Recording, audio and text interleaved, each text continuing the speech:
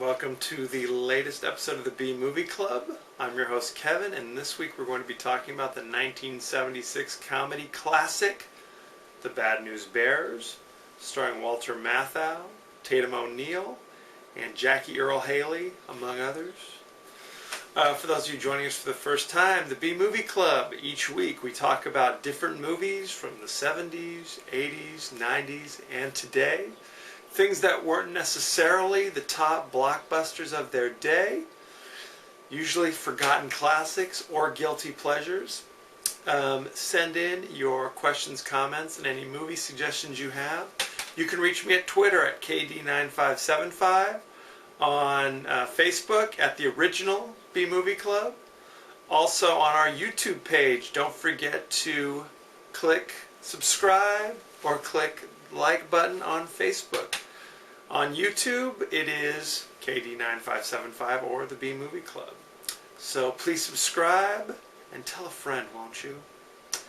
The B Movie Club will be discussing the classic Bad News Bears. So, Bad News Bears.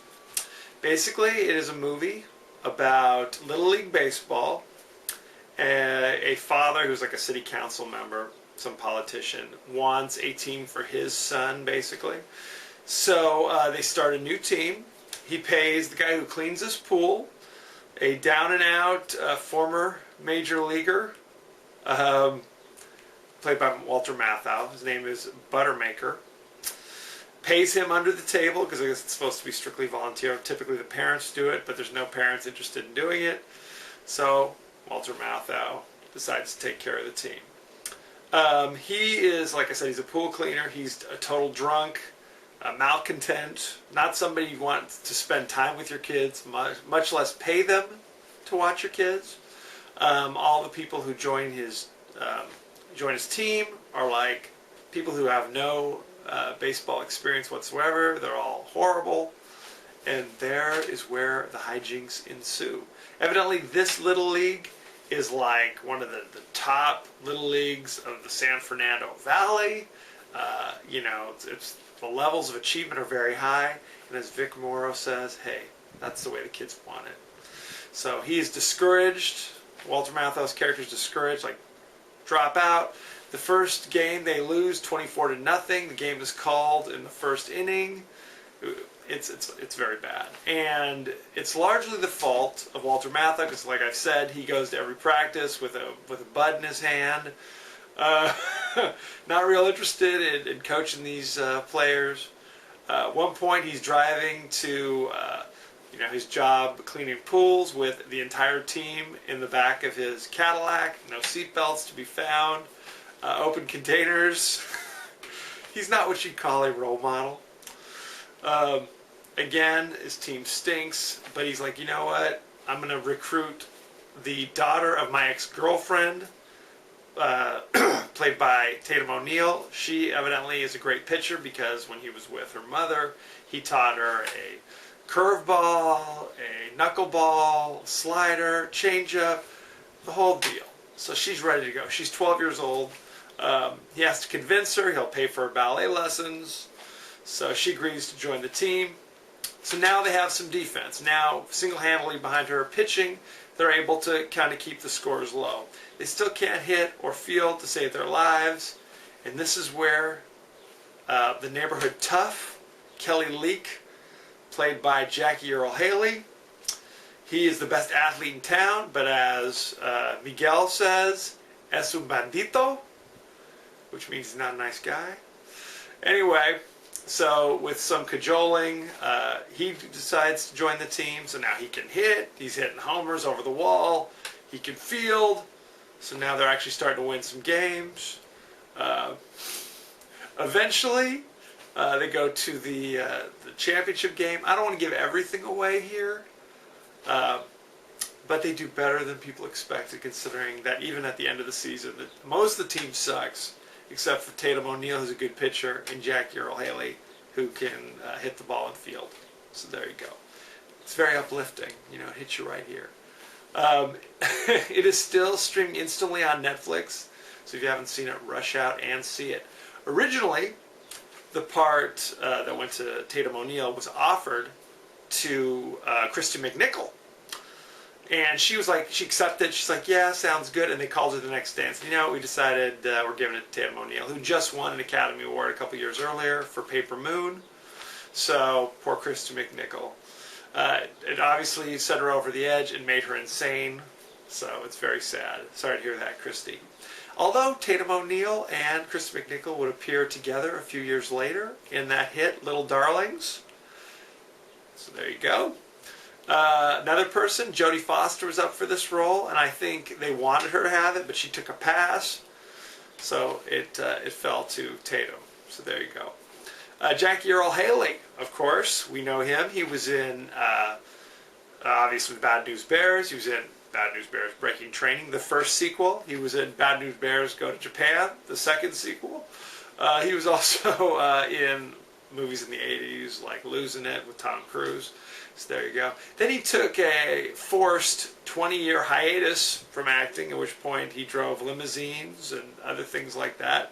Before, hey, now he's back on the scene. He was in that movie, Little Children, where he played a child molester. He was nominated for an Academy Award. A little bit of advice, Jackie.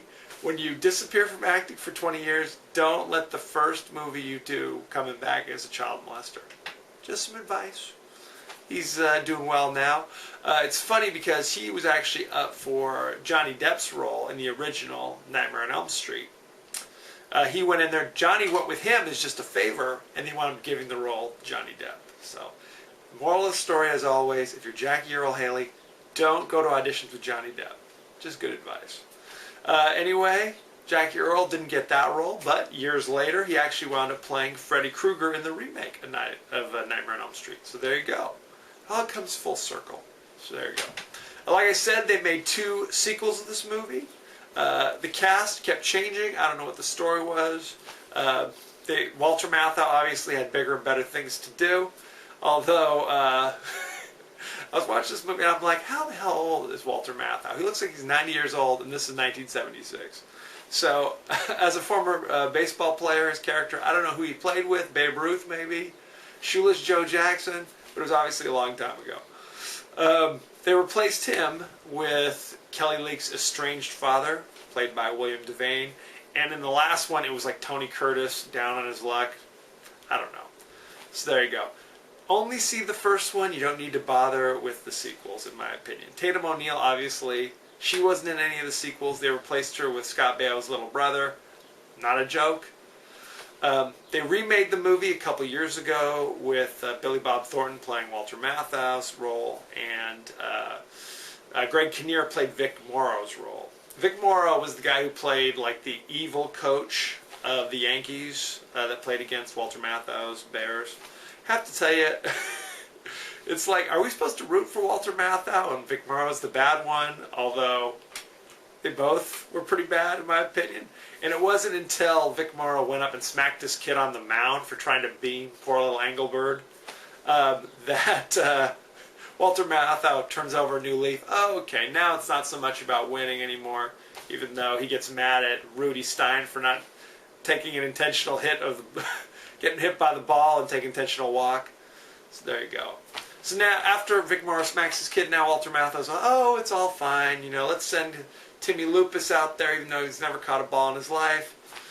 There's all this going on. There actually was also a TV series. So there you go. There was the Bad News Bears TV series the last couple of years. Again, no Walter Matthau. They replaced him with Jack Warden. So there you go. Playing the same character. Corey Haim. He was in this. Little Corey Haim playing Reggie Tower, one of the nameless, faceless players on the Bears. They had to fill up an entire roster.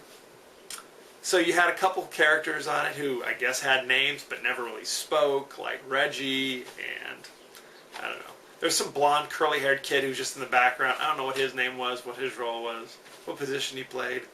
Who knows? You do what you can do. Some funny scenes are young Kelly Leak, who I think he was 17 when he filmed this. Looked like he's 12. So there you go. Already had the beginnings of the comb-over working in there.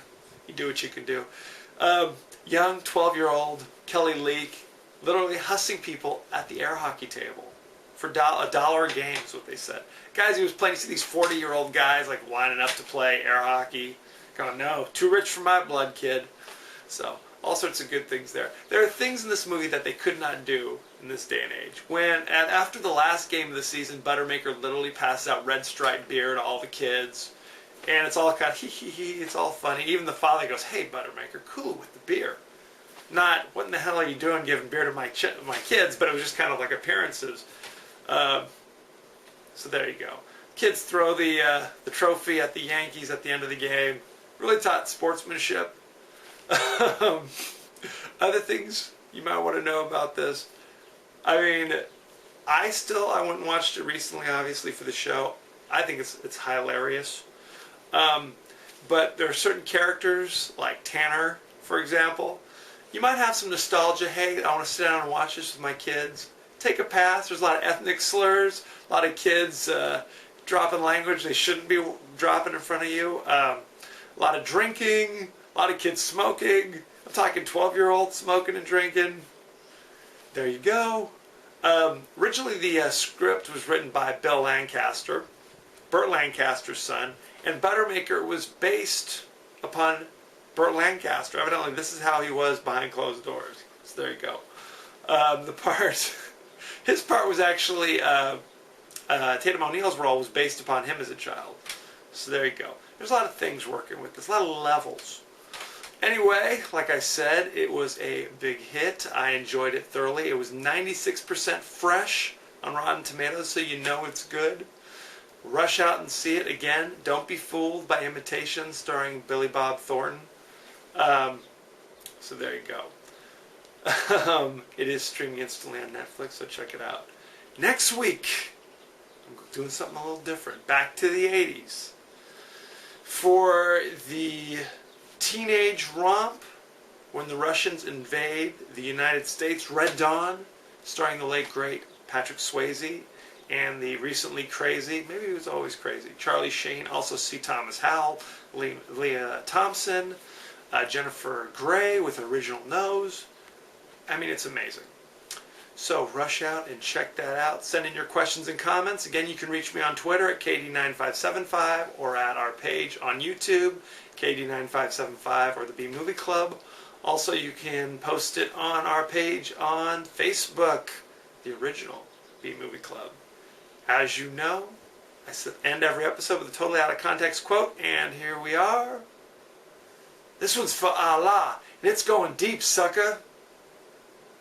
Thank you for joining us. Next week, Red Dawn. Be well.